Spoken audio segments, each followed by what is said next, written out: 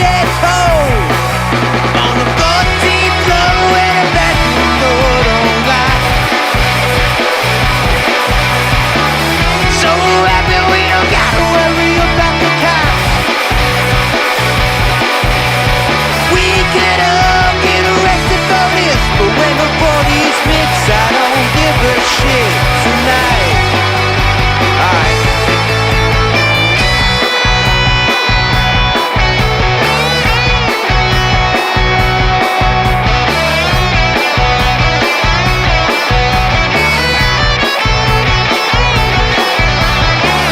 Now she walks in the bedroom fast, despite all the noise from the crowd. Now she's bedless on the bathroom sink. Her mother would be so proud. Gets on the deed and there's a line to go pee, but the bathroom looks like a... Welcome in to episode 211 of Phired Sports. Check us out at phiredsports.com. I'm Mike Giletto. Joining me as always, Mark Ramos, Dom Console. What's going on, fellas? Oh, what's going on, guys? Not much, you know. Red October's kind of on life support. It's almost dead October at this point. I feel like that's kind of all the show's going to be, is like a eulogy of the Philly season. Even though it's not finished yet, but like it feels that way. How are you guys feeling in the moment right now as if you sit with the Phillies down 2-0 to the Dodgers? Mark, I'm going to let you start off because I still have to do my picks. So, all right. Not good, I think. Not good. Man,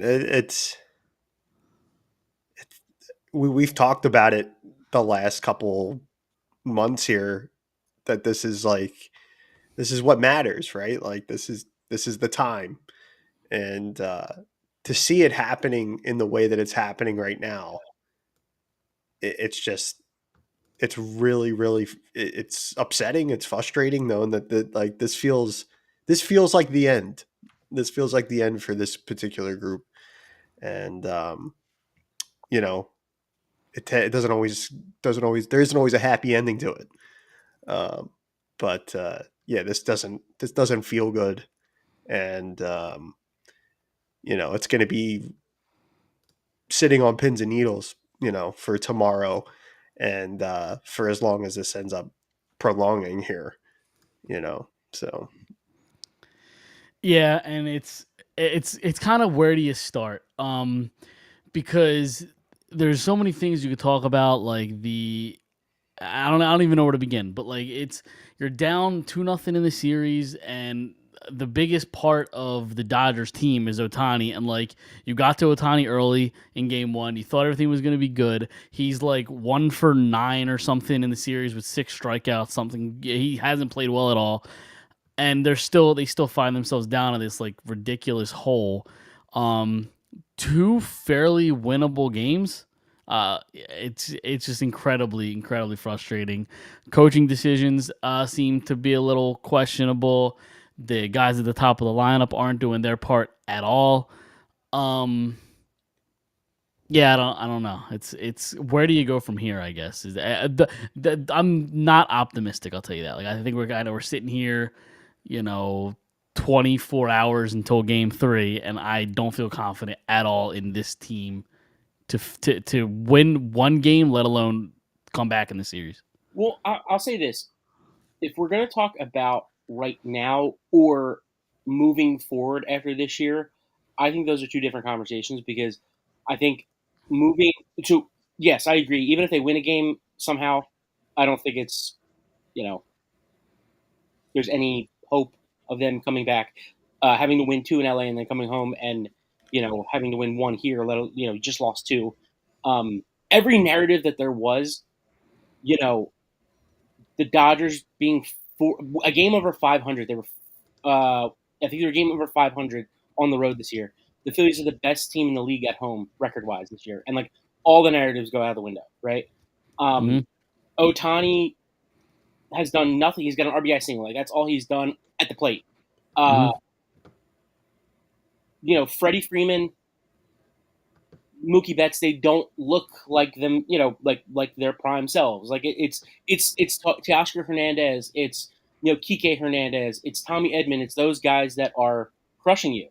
And it kind of feels like the Phillies' bottom of the lineup has Max Kepler and JT Romuto and Brandon Marsh. Those guys are like really stepping up right now, and it sucks to not have your stars stepping up at the moment. So I think this year, right now, and especially with the starting pitching that you're getting, I think this year it's over, like it's a wash. And I don't even know if they come out tomorrow and the top three guys like start hitting the cover off the ball, like I'm even back in.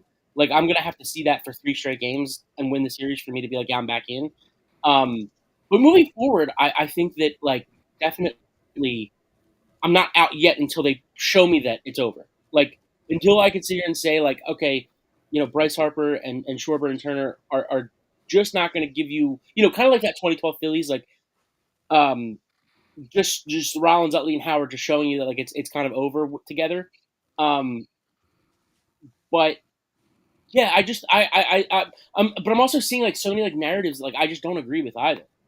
And also one thing too, it's scary how much they look like last year's playoff team. Like it's the exact same script. It's they can't hit and they can't hit with runners in scoring position, and the bullpen sucks. Like it's the same exact narrative as the Mets series last year. So Yeah. Yeah. I think with that, that's part of what is feeding this. It's been a while, I think, since I've seen a collective Philly sports fan base just completely I mean, the Phillies are getting shredded. yeah, You know what I mean? And justifiably so. What's that? the Sixers now, like it's Yeah. funny with those Sixers. And they've used up everybody's goodwill, I think, at this point. We've given them the benefit of the doubt a number of times, and like you said, Dom, the fact that a lot of these problems in this postseason existed last year, Yeah, and the fact that those things, I won't say that they did go and add Duran and things like that, but that was only like one part of it. You know what I mean? Like there were people um, last season who felt that this team needed some changes. This lineup needed to be reworked a little bit. And I look at game one, right? I think game one's the most frustrating because you blow a three run lead in that game, and I think the Dodgers did all of their damage with 2 outs. yeah, And in on one hand, that is just playoff baseball, but it's also um, good fundamental situational hitting. You know what I mean? And like knowing like that you have to just like you got to get this ball in play. There's been too many times in this series through these first 2 games, and I think this is a big thing for like the big guys in the lineup, the top guys in the lineup. There's a lot of guys taking these like long wavy swings. I think guys are trying to like get it all back in one swing, and you just can't play like that. You know what I mean? You can't play like that. And the approaches had to change a little bit here for some of those guys. On one hand, what they do throughout the regular season is very successful, but that's only the regular season. As we know, this is a separate season. This is a secondary season here. Things get a lot tighter. So, um, there's just been a lot of swinging over pitches, swinging under pitch. It's just guys look like they're over swinging to me, and I think they're really feeling the pressure now, um, especially in game two. I think right from the onset, it felt very tense, and for all the worries that I've had about pitching and Wheeler going down and all that other stuff. I mean, one bright spot in all of this has been Sanchez and Luzardo went out there and absolutely pitched great games, and they have nothing to show for it, and that's a shame. Yeah. Yeah, for sure. And it's like talk about the top of the lineup, and Schwarber's just been an absolute mess. He's 0 for his last, I don't know, 21, 22 at bats dating back to the regular season. He's completely lost. They still keep him in that 2 spot. I don't understand why you haven't moved him anywhere in the lineup yet. Like try to get something going. It's just I don't know. His Well, Thompson just lives and dies by this. I don't. well, here's the thing. The only thing that I could think of, and I'm not saying you're wrong. That's not my point here. My thing is, like we'll take it to like a Sixers.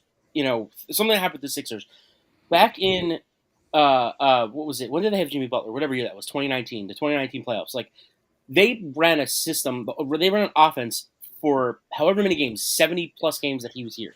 And then they went to the playoffs and they completely changed the whole dynamic.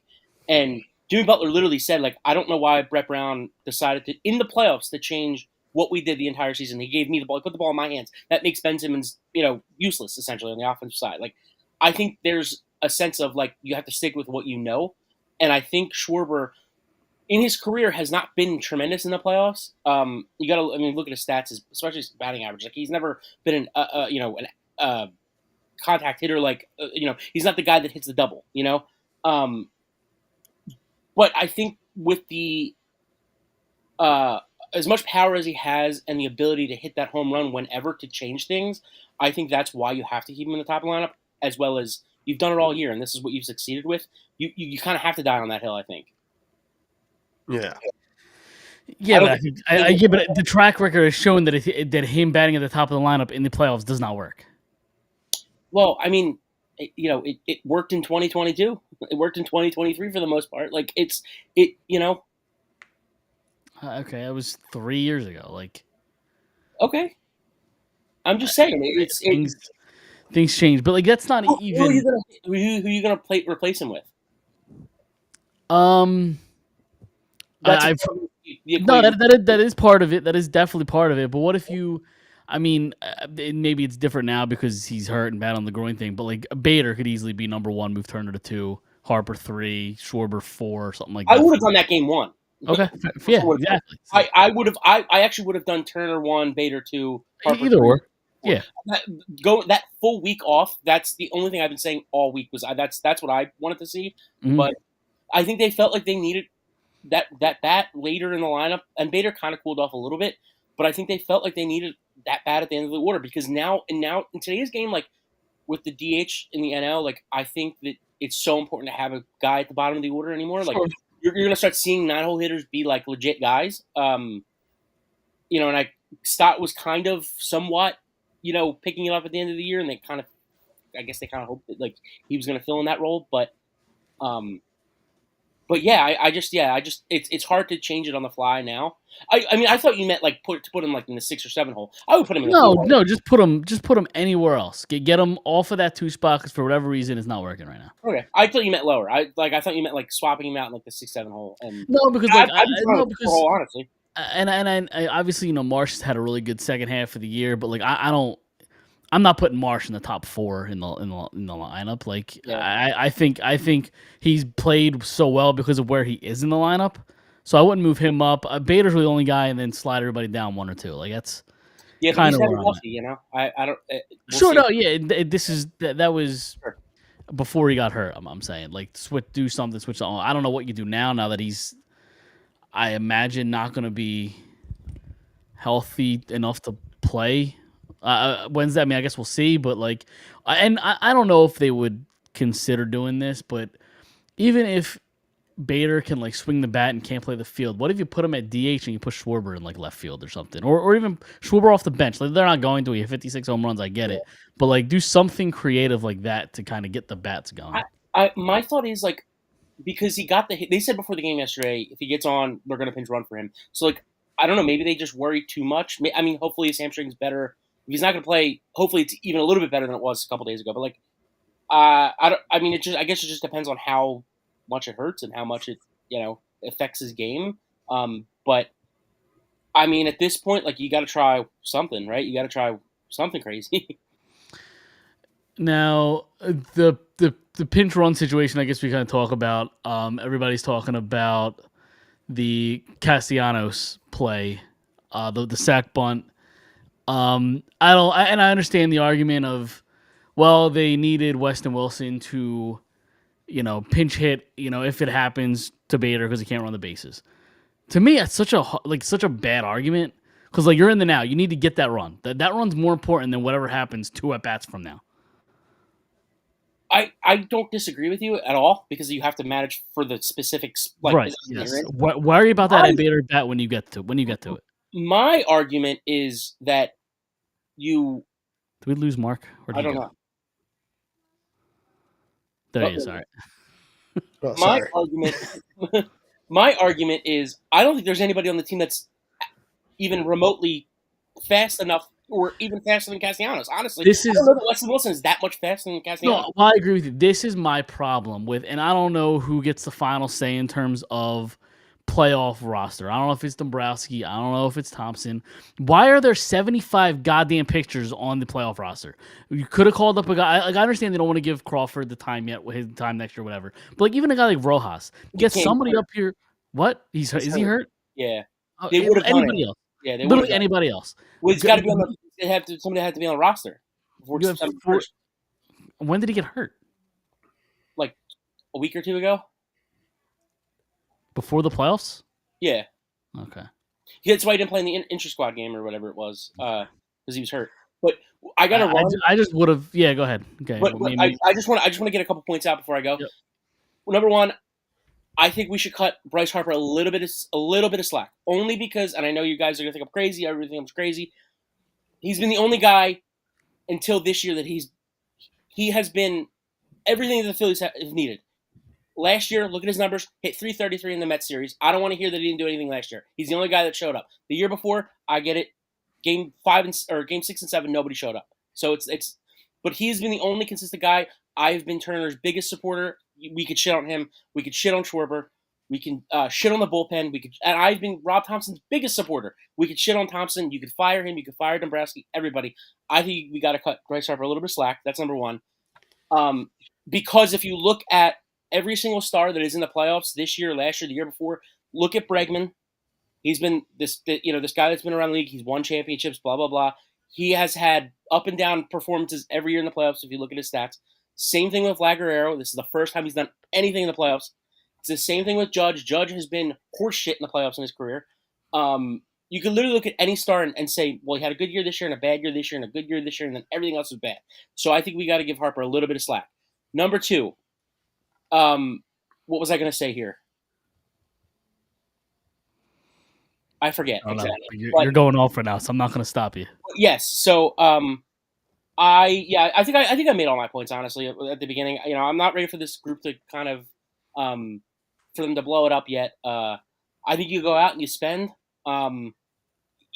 Just like Middleton said today, it's just money. We're looking to spend it, but maybe that means you move on from some of these guys. That was my other point. Maybe it is time for Thompson to go. Maybe he's just a regular season manager. I think he's a great regular season manager, but it's easier to be a regular season manager than it is a postseason. I think and I've been a big Dombrowski guy, but I've a little bit less these last couple, months. I was going to give him till the deadline to really sell me more or prove that he could, in my eyes, that he could be the guy. But I think that it's when you go out and you get a guy like Kepler, and I know he's turned it around at the end of the year, but you go out and you get another left-handed bat who hits for contact, like it's just not good enough. And I think it's time that you move on from most of these coaches, all these coaches, and front office guys. So, but that's only if they lose. If they come out and they win 3 straight, then we're back in. So, of course, but yeah, I don't foresee that happening. I have to end on a positive note here. I told you this is not going to be a very positive show. All right, so I'll text you my picks. Right. Eagles win Thursday. Go Flyers. I don't even know what happened.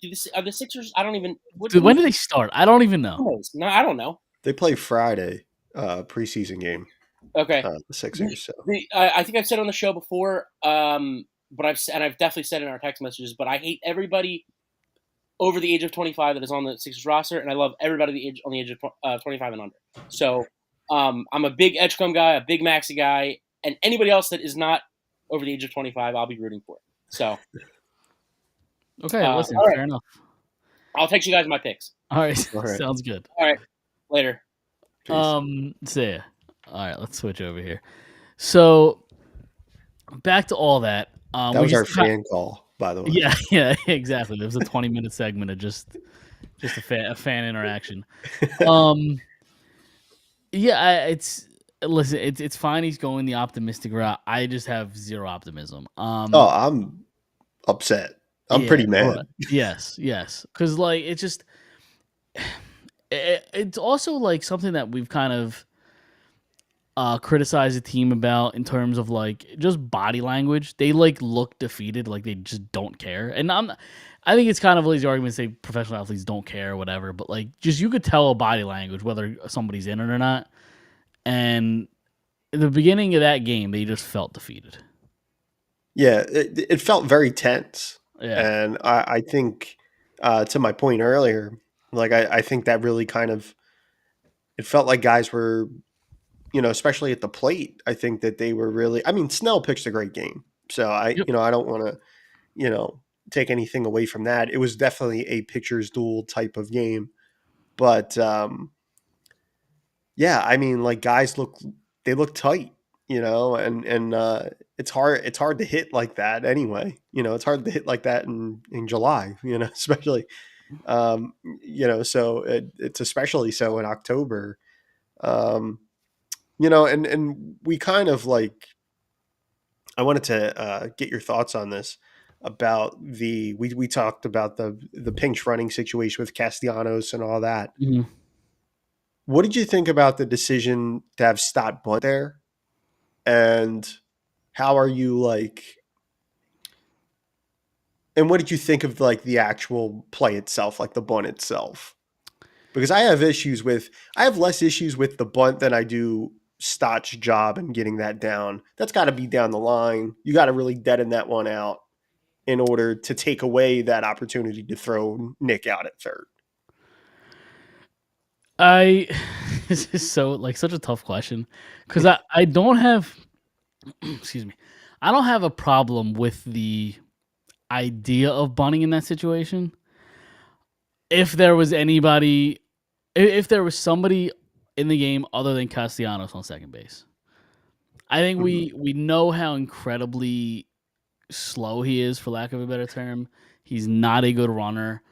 Um, and I just think in that situation, yes, Dot hasn't been great swinging the bat, but like at least try it. Right. Yeah, at least because even if he strikes out, pops up, whatever, like, you still have Castellanos on second base with the Right. top of your order coming up. Um, Another thing that I think people are kind of forgetting is like really had no business even being on second base. Like real talk, he was out by 7 feet at second base. Guy just missed the tag. Like Yeah. Yeah. so, but yeah, like the idea of the bunt, I don't necessarily hate. I just think with Castellanos on, and like I thought obviously Castellanos is slow, but like you look at the play, and I don't know if you saw like Jimmy Rollins breaking it down or whatever. Like what took him so long to break? Like that's a thing. Like he waited till the ball was in play before he started the run. Like as soon Yeah. as he sees Betts start taking off, you run. There's nobody covering third base. There's nobody covering second, so you really can't, have any sort of issues at second base. There's nobody behind you. He took way too long to break the third. Well, that was my thought too with Stott. Once they got the tag on Nick, if you remember, Betts got right up and like Mm-hmm. darted for second. Yep. So I mean, when you're running out of the box and you're Stott, you have to like, again, it's a situational thing, but you have to be heads up enough to like come around first and with enough, I don't know if speed is the right term, but you want to come around first base and make that turn aggressive enough or have your head up knowing where guys are Yeah. and knowing if no one's on second, like you get super aggressive, you just go. You know what I mean? At Yeah. that point, Nick's out. So you may as well cause a little bit of chaos and try to beat Mookie to second. And then, you're in and then you're in scoring position. So overall, I mean, it was fascinating with how many different takes I've heard on it. on that situation. I have less of a problem because like I didn't really know that for all the other reasons that were just mentioned at the top of the show. I really didn't know what some of their other options were in terms of like bringing in a pinch runner for Nick with the way the roster is constructed right now. So you kind of have to live with that.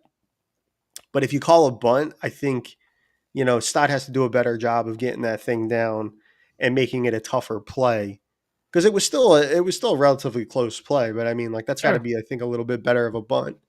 And never Yeah. mind the fact that guys just don't do it anymore. It's Right. not like, you Yeah. know what I mean? And again, in theory, I don't mind the idea of a bunt. But after I heard Thompson's press conference after the game about him explaining why they went for the bunt, I think I was anti-bunt at that point because he specifically used the words "we were playing for a tie." And I think when you Mm, get passive like that, that rubs me the wrong way. Like you're there to win. yeah, Like go win the fucking thing. Like that's where I'm at. yeah. That was my thought too. Once after that play, I was like, okay, they're trying to bunt him over the third. In a perfect world, Stock gets thrown out at first. You have a chance. You have two chances Hmm. basically to get Nick home. Sack fly scores him, or a base hit. Um, and so I kind of understood the mindset behind it, but just trying to prolong the game at that point, Hmm. and push that run across because you have to do that. I think especially in a game like that, in game two, where the pitchers were so good, the bats really weren't.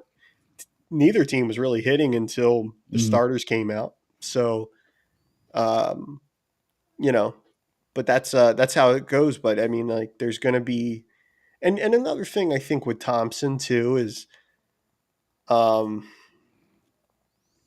I think for people that are people that support and are believers in Thompson, I think we kind of we underscore how I don't know, like how he took the job under auspicious circumstances to begin with. Hmm.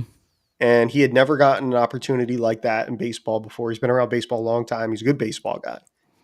But he was kind of like, and I hate this term and I hate using it, but I'm going to use it here.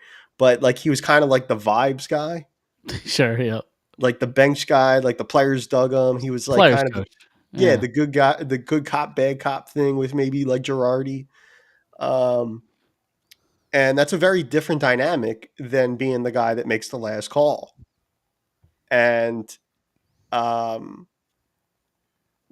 I think there's probably a reason that he had never gotten considered for that position before, and he had been around the game a long time. Yeah. And he took over a team that had talent that at the time were underperforming. They got hot at the right time, and I think he's rode that success all the way through. And I think it's just probably time. I think you have to start there in Yep. terms of before we move forward and we make the obvious changes to this lineup and this roster that need to be made. I think I would want to come in with a fresh voice and a new manager first. And that's not a knocker. Like I don't mean to like run him down or anything like that, but I just think there was probably a reason why he had been in that role for as long as he was. And it was probably because no one really saw him as that type of coach. He was more of like the bench guy. He was the good guy in the room. You know what I mean. And um, it's a lot harder now, as we've seen, like with the alleged feud with Castellanos and how that's played out. Um, from what it sounds like, they haven't really spoken. We've talked about that a couple shows back. Um, and I think in any relationship, in any work environment, right, you can scream and yell at each other, or you can work together and it be peaceful. But the worst thing that can happen is when people stop talking. Hmm. When people just start just walking past each other real icy cold, and there's no dialogue being had. That's when it's probably beyond repair at that point. Um, but I mean, I got a list of things. I got a list of guys that I'm ready to move on from. Yeah, Um, I wouldn't just stop with Thompson. no, no, Dombrowski, in my opinion, has failed. He's gone. Kevin Long has been talked about the last couple of years. This offense is inept at times. Has way too much talent to be this inept in the biggest moments of their season. He's got to. I don't care that guys respect him. I don't care that guys are friends with him. Start making people uncomfortable in that clubhouse. Um, he's gone. Castellanos, I think, is as good as gone. I think the relationship's tarnished between him and the organization, and it just and even the fan base. Like you hear his comments today, and I don't know. Did you see any of that?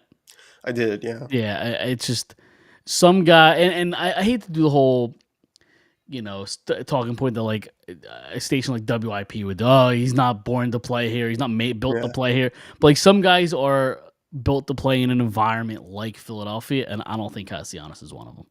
yeah. I don't think Bohm's one of them either. But I would start with Castellanos. Take any competitive market. You Sure. know what I mean? Like Yep. it's not even like just like a Philly thing. Go up to Mhm. Boston, Yep. make comments like that. Go up to New York, play for the Mets or the Yankees. Their fan bases they'll feel the same way. Yep. You don't want that type. You can go to a place like St. Louis. They it's baseball country out there. The Cardinals are it. You know what I mean? Like And that their would their never fans are fly. fed up. Like their fans are like boycotting it. That's if that tells you Yeah. anything. But So it's yeah, exactly. So I mean, like you go to any like um baseball market where the team is the thing, or they're like a very popular team that won't fly anywhere. That wouldn't fly anywhere. And you know it isn't just related to Philadelphia. It wouldn't, any passionate fan base I think would feel that way yeah. in a similar circumstance. Yeah. And then you talk about other things that have kind of gone wrong. Game one and game two, we've been hearing this whole time. Ranger might be available. Well, you get to a point where you need the bullpen to get you outs, or else you have a chance to lose that game, and you don't bring him in at all. I just don't understand it. What you're saving him for? I know apparently he's going to pitch in game three after Nola. I think getting game one or two, I think was more important than maybe pitching him in a game three. I don't understand his usage when it comes to the bullpen, but here we are. How do you evaluate, I guess, kind of his pitching usage so far? Oh man, I will say first and foremost that I didn't even factor in Lazardo Mm. in my divisional series rotation. I was thinking of Sanchez, Nola, and Suarez. Um, Lazardo was fantastic in game two. His stuff was good. Rough first inning, but after that he was great. Yeah, once he settled in. But Yeah. like that sometimes that happens with pitchers. You got to Yep. maneuver through some trouble. Um, and I thought his stuff looked really good. Um, and so like I got to give him his flowers for that. He was great, and you know I was happy with that, and I was happy with Sanchez. I think the bullpen stuff is really like I think you may have said last week. I mean, or was it last week or before that? We were talking about David Robertson, and it felt like way past the expiration date. He looks like an old picture. You know what I mean? Um, Mhm. and Kirkring is very volatile. Same thing with Strom. When they're good, they're really good, and when they're not, Yeah, they're not. people are gonna crush Kirkring for game two. Yeah, he didn't necessarily get it done, but if Turner makes a better throw to home plate, he's out of that inning. Right. It's fact. Yeah. Um, so I'm not gonna kill Kirkring for game two. Strom, I'm done with. How many times do you have to hear about him tipping pitches or like the home run in game Mm. one? And then the fact that like this, you talk about the coaching staff again. How does this coaching staff not realize that? Not realize there's a tell. Whether it's Thompson, whether it's the pitching coaches, like somebody has to realize that, because I feel like all season we keep hearing about how other teams have a tell on Phillies pitching. Like, Yeah. how does this keep happening? You would think that the pitching coach would be, working Yeah. with the guy on that and, really trying to make sure that that doesn't happen in a key spot. Strom, I feel like, is incredibly volatile in the sense that, you know, like there is no like his whole entire time here, I feel like with the Phillies, it's just Mhm, like he comes in when he's off, forget about it. Like mhm. it's a he could single handedly lose you a game, Yep. like when he's not pitching well. Because it's like the big plays happen, the 3-run home runs, you know what I mean, like the things that really kind of change, like flip a game up on its upside down. Um, yeah, I don't know.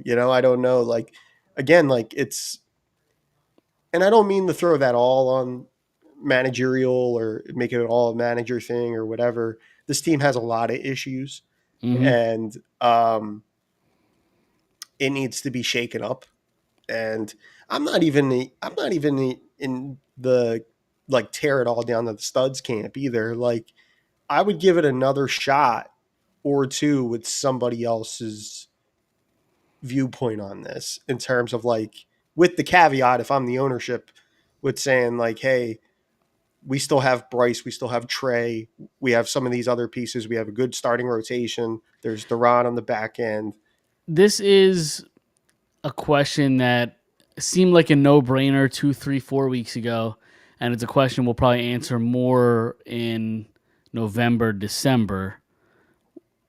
Do you even try to resign Schwarber, or do you just kind of let him go?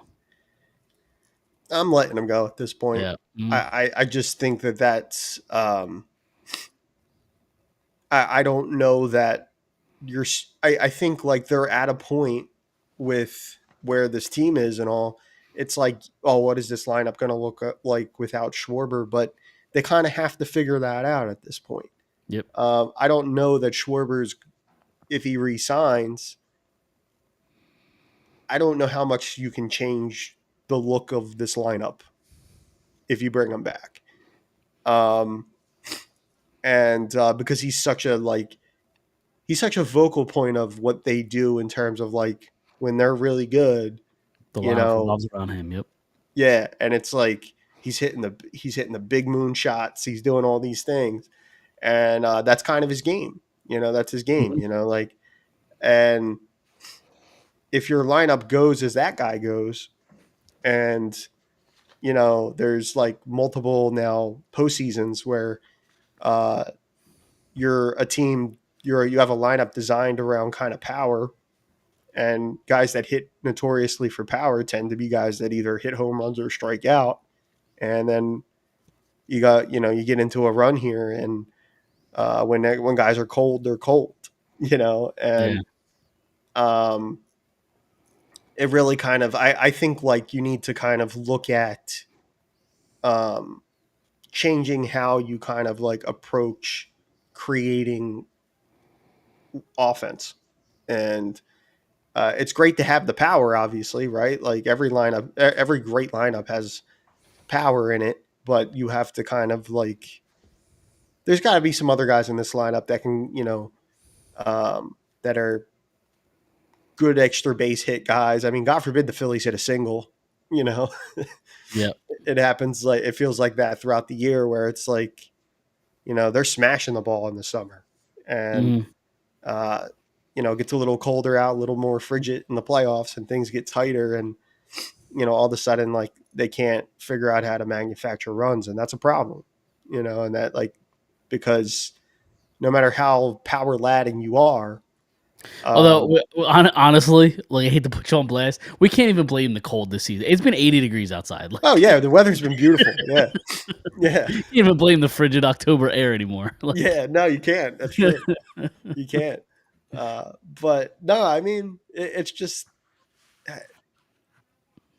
I felt this way last year after that Mets series. mm, I was like, where like, I'm ready. They have to change. This isn't, there's a cap on this. It feels like there's a cap on this. It feels like there's a cap on what they can create.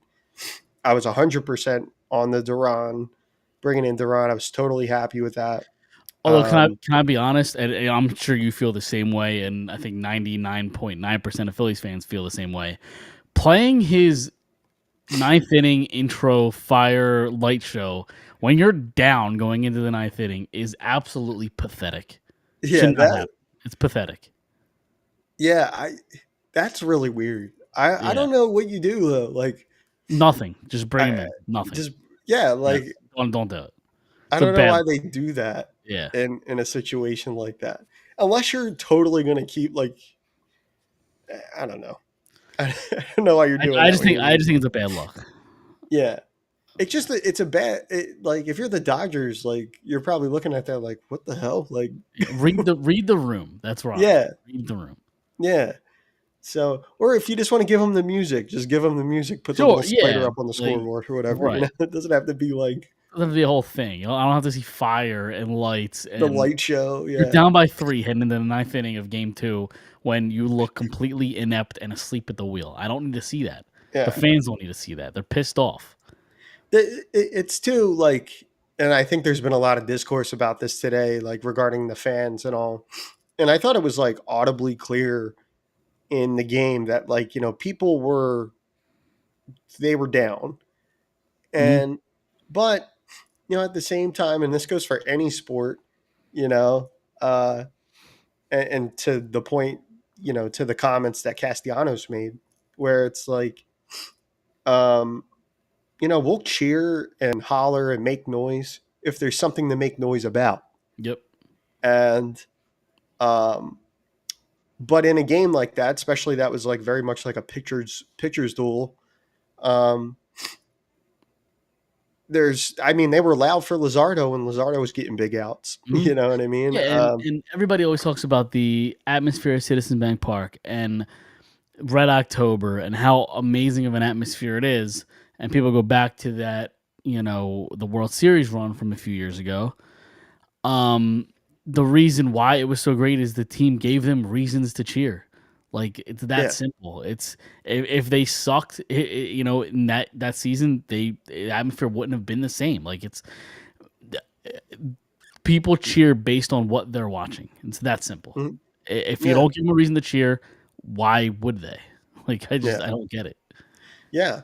And you know, people pay astronomical prices now, especially. It Uh, was so I looked like maybe 2 or 3 hours before game time. It was like $200 just to get into the stadium. That was like a standing room only ticket standing. Yeah.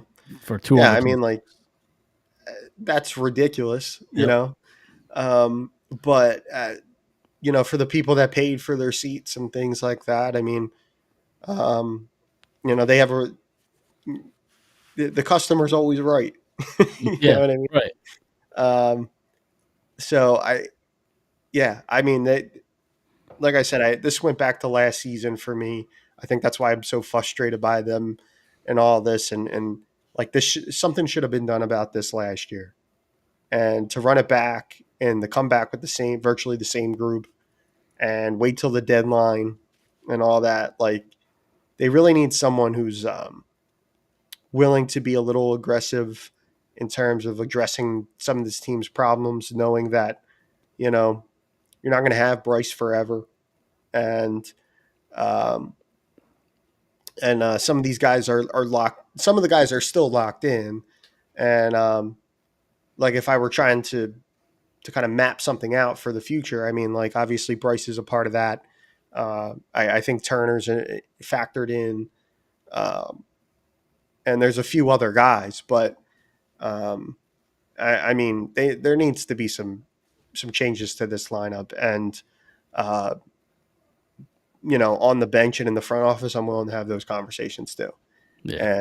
And you know, you can't have this kind of lack of success and there not be questions like that Yeah. being asked. They're like, if you're doing your job and your due diligence, you have to ask these tough questions.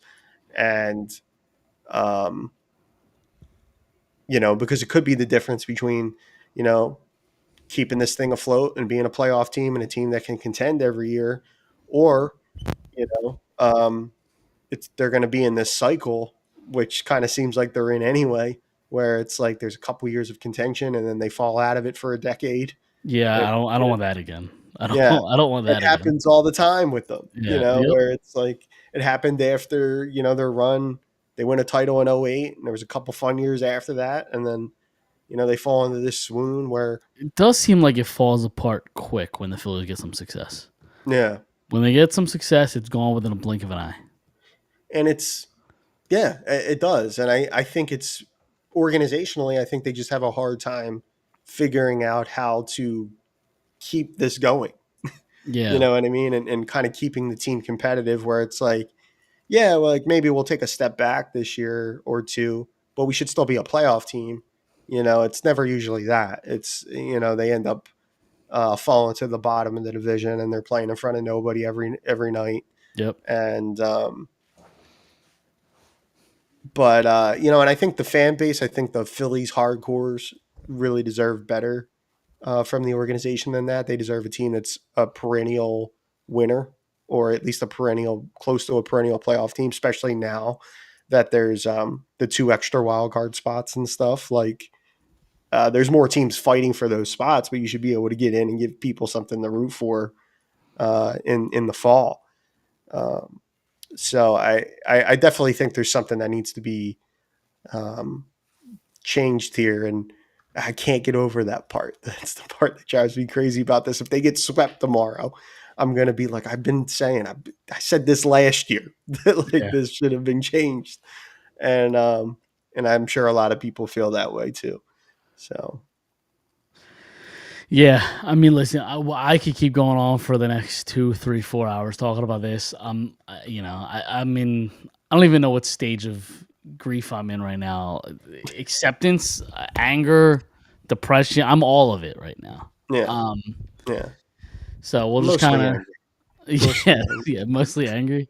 Yeah, I guess the reason why I'm like, yeah, there's anger there, but like the reason why I'm not like 100% angry is, right or wrong, I've kind of expected this. yeah, Just yeah, because like the last couple of years have shown me that like this team just doesn't have what it takes in October. yeah, yeah. I was No, I was hopeful, but they haven't shown. we sat there watching the game, my fiance and I was just like, the end of the game, I turned right there. We turned the TV off, and I was like, they're getting swept on Wednesday. I'm telling you that Yeah, right now. Like I was just like, it was just total anger, and I thought it would be different. Maybe today, go to work, kind of all that sleep stuff. on it a Woke up little today, bit. I'm just Yep. like, all I thought about was like, you know what? We're recording our pod, and I got a lot of things to say about this team. Like I got a And laundry yeah, list of things. and the savior is Aaron Nola tomorrow night. So Yeah, how poetic. yeah, I can't imagine how nice the fan base is gonna be after he lets up 6 after the first 3 innings or something crazy. Yeah, I'm sure the internet will be a real nice, friendly place. yeah, yes, Um, as it typically is. yes, yes. All right, we can move on. Because again, I could just keep on talking in circles about what a Yeah, failure this team is. Um, all right, so let's move on to the Eagles then. Speaking of disappointments, lose to the Broncos 21-17. The Broncos scored 18 unanswered points in the fourth quarter. Just kind of fell apart. Nothing happening offensively. And honestly, like, I'm so angry about the Phillies that like I forgot about this game. This game even happened. yeah, Um, what were your thoughts? I guess. yeah. I mean, I was, I think with the loss on Sunday, it was kind of like it kind of peeled back some layers for me in terms of like, yeah, this team was undefeated coming into this game, but there's some. It feels like there's some issues there, some under the surface kind of things. Mm, Um, on one hand, it's really it's a sign of a good team always. I think that you can win in multiple ways, right? Like we've seen the Eagles win in kind of crazy ways through the first 4 weeks of the season, but um, even though they've done a lot of winning over the last year and a half, um, you can't have that happen. Um, there was a lot of undisciplined stuff especially in the second half. I think about the unnecessary roughness call on Zach Bond, who usually doesn't do stuff like that. He comes in and hits a guy on the ground with a. I hate that call. By the way, I just like I get it. They're gonna call it though. I get You it that know, it's in the rules, but like when a guy won't go down fighting for every single possible inch that he can, you're just trying to stop him. Like I don't know. it Like was kind. It was if late he though. it was late, but like if he gave himself up and he jumps on him, fine. But like I just think it's I don't know. I just don't like the Eh, call. Like again, I Yeah, get it. I just don't like it. yeah, like I just feel like it's something they're gonna call, and these guys know that at this point, and it was a foolish thing to do. Come in and you know drop the people's elbow on Franklin's back like that. Yeah, yeah, But yep, it just yeah, and he doesn't typically do stuff like that, so I don't know yep, why. You know what I mean? Like I could have only imagined my feeling if it was like Jalen Carter did that or something. I would have felt a yep. lot differently about it. But yeah, I mean, like that kind of stuff is there. Was a lot of that kind of thing. Um, with that being said, again though, I mean, there was a chance there at the end. They missed that obvious, PI call where I mean, like Goddard clearly On gets Goddard, hauled yeah, down. I mean, yep, and not really sure how that doesn't get called, but those are the breaks, and there was a lot of instances prior to that. If you're not in that position, if you don't blow an 18-point lead, so or whatever it was, 2 scores, yep. that doesn't happen, and if you don't blow a lead like that, so. Um, but I don't know what to make of this Patullo offense. Uh, still, um, it's still shaky to me. I'm not really sure what to make of it. I'm tired. I have fatigue when it comes to the this AJ Brown stuff, and Yeah, yep. he was more involved than he's been, and the offense still looked awful. He was getting peppered with targets, but like it didn't feel like many other players were. Dickerson's Yeah, banged up. I mean, yeah. there's I think it's kind of starts with the offensive line, um, because I think the reason the offense looked so great last year, and maybe not having Kellen Moore obviously hurts that, but the reason why I think the offense looked so great last year was Saquon Barkley was running all over the place, giant holes, and but then when he did find the little hole, he exploited it and had these great plays. So kind of opened things up elsewhere. Is like the run game just has kind of been non-existent hmm? so far. Yeah, yeah, and you know, I, I don't know what to make it. The offensive line's a big part of it, absolutely. Mm, Um, the fact that I really don't have, and I feel like I've said this on previous shows too. It's like, even though I have like these reservations about this offense and stuff like that, um, I've actually been quite pleased with Jalen's game. Like I think he's played on the whole, he's been pretty good. yeah.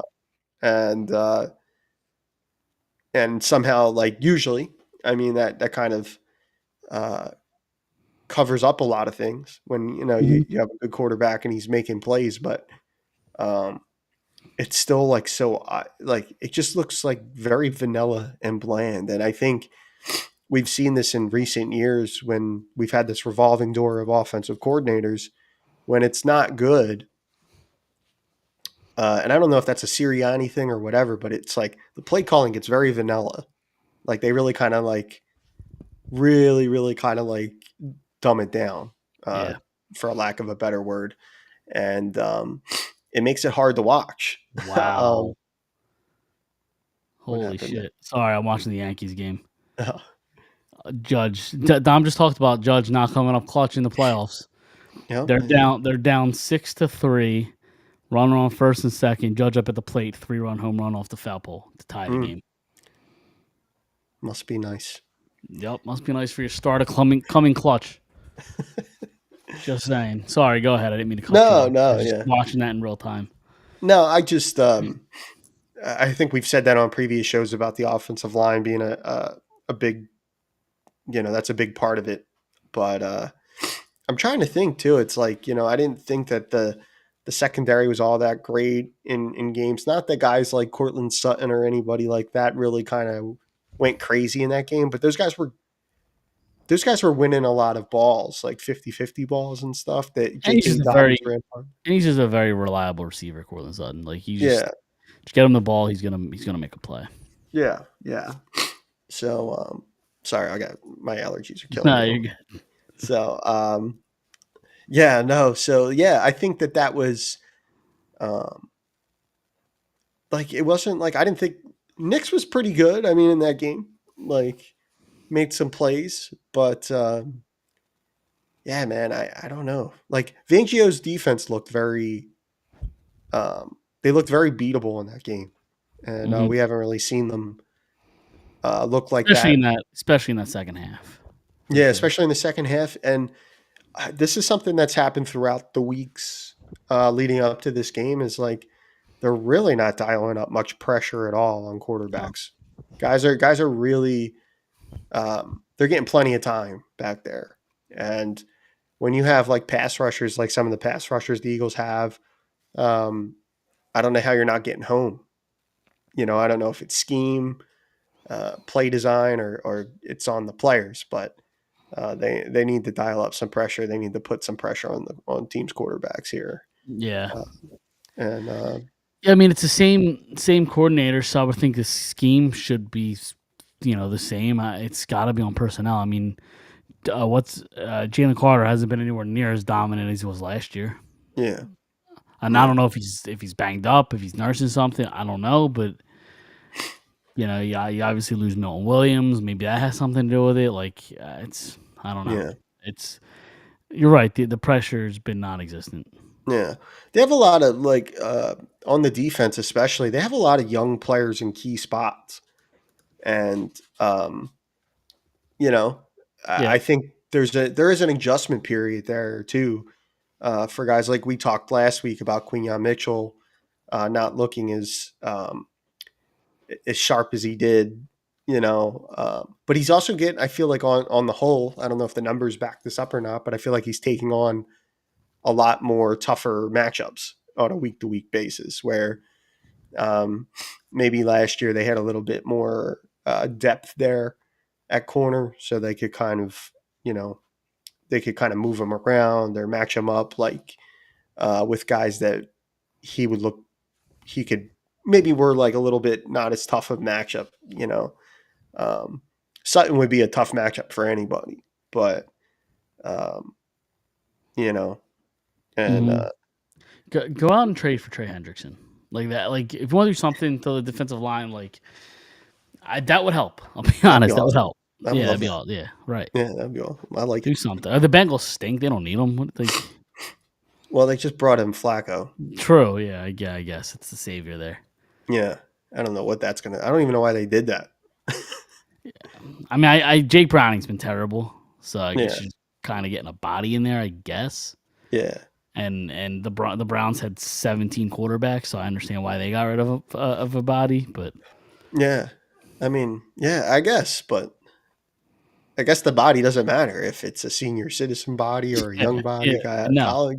they just wanted a Flacco's body. been around, Yeah, yeah. It doesn't but matter if it was a corpse; they just want a body. yeah, I saw today too. Like they said that this was like the third time I think in season that teams have like in division teams have traded a quarterback, Hmm. Yeah, it's and interesting. I never thought of it that way, but yeah, it's yeah, and one of them was when the Eagles traded McNabb to Washington. yep. So there was one more I can't remember. I think it was Schefter might have had that, but I saw that somewhere Yeah, I mean, before. I guess Flacco doesn't have to leave the state; he stays in the same No, state. yeah, you just go up the highway Yeah.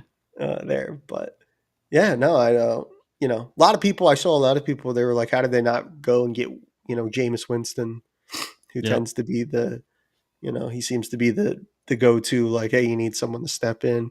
Mhm. I thought for sure there was going to be something going on there with once they lost Burrow and Dart took over in New York, I thought Russell Wilson. Russ, yeah, Yeah. would have been, I thought there was like a fit there, and but that didn't Get end up happening. get Mark Sanchez out of retirement. What's he up to? It's a Oh joke. man, He's got other things to worry about right now.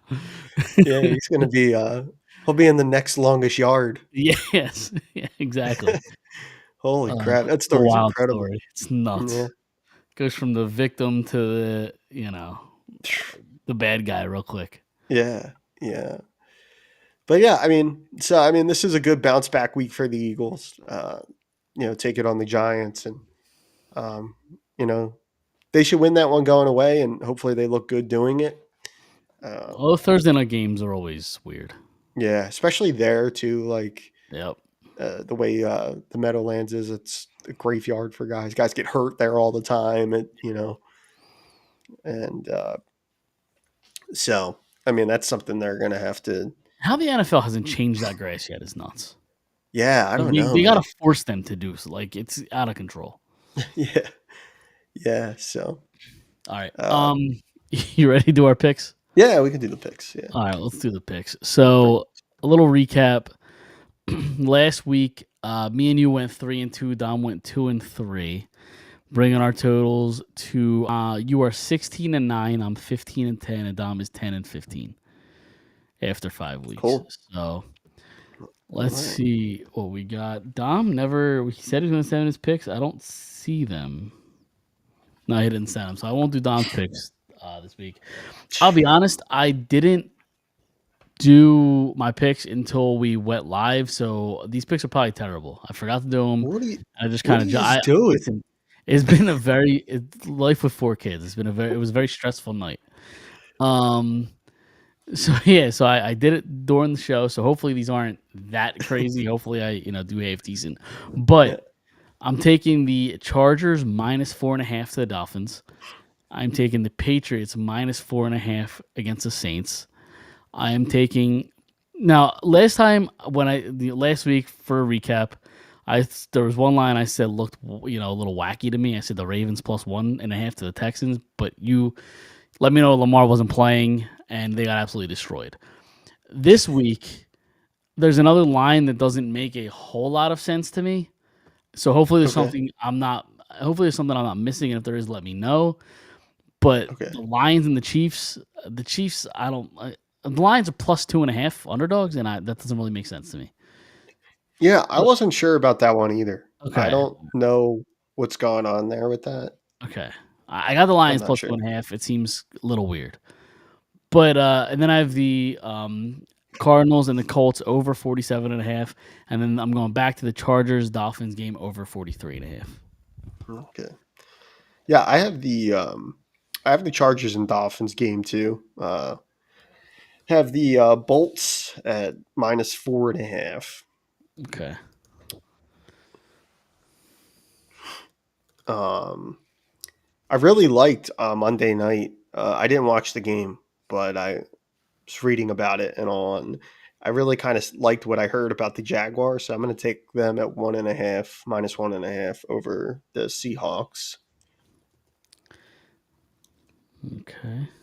And I got the Commanders at -4.5 over the Bears. All right. And then for the over-unders, I have the over 38.5 for the Browns and Steelers. Over 38.5. Yes. All right. And then I have the under for the Lions and the Chiefs, and that's 52.5, which I thought was kind of high. That does seem kind of high. Yeah. That does. That's an interesting one. Yeah, All right. Well, there you have it. Yeah, we'll see. It's a lot of weird lines this week. I'm being honest. A lot of weird stuff going on. Yeah. No, I agree. The Lions Chiefs one stuck out to me too. I wasn't really sure what's going on there. Yeah, is there something I'm missing in that game? I don't know. Is there like a big name player out or something like that? Not that I can think. No. As far as I knew, I went to the Google News section and typed in Chiefs, and out of the first 8 articles I see Taylor's name 4 times. That tells you all we need to know. yeah, yeah. So let me search Detroit Lions and see if there's an injury that I'm missing. The cornerback Arnold is going to be out a little bit for a shoulder injury, but like other than that, I don't see anything all that crazy. Yeah. I don't know. There's something I'm missing with that line. I don't know. Yeah. Seems off. Are the Chiefs home for that? Or are the They Lions are, going? yes. Yep. Oh, okay. Yeah, even still though, I don't know. They just lost to the Jaguars. I don't know. Yeah. Well, the Jags look good this year. Like they're Yeah. 4-1. Yeah. So. Yeah, I guess. I'm not a big Trevor Lawrence guy. Nah, I'm not really either. But yeah, I've never really saw it with him. Like kind of like the Herbert thing. Like Yeah. it's kind of like what we've said about Herbert. Mhm. I kind of feel the same way about Lawrence, but he's got some weapons there now. Yeah. He's definitely got some weapons. Definitely. All right. Well, we can get out of here. The one thing I will say is hockey season's officially back, and I'm happy. Yes. Other than that, I got nothing else. Maybe we'll talk a little Flyers next week. And I'm sure we'll have the official funeral of the seasons of the Philly season. So, with all that being said, we're gonna get out of here. And we will see everybody next Tuesday. See you then.